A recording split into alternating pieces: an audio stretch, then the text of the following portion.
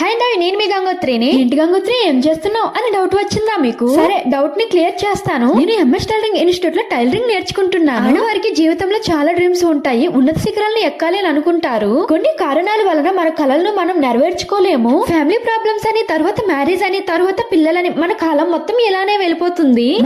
మన డ్రీమ్స్ లానే ఉండిపోతాయి. బీఫార్మసీ, బీటెక్, ఎంబీఏ, ఎంఎస్సీ చేసిన వాళ్ళే వచ్చి టైలరింగ్ నేర్చుకుంటున్నారు. సరైన జాబ్స్ రాక చాలా ఇబ్బంది పడి టైలరింగ్ నేర్చుకోవడానికి అయితే వస్తున్నారు. మీరు రీల్స్ చూస్తూ టైం వేస్ట్ చేస్తున్నారా?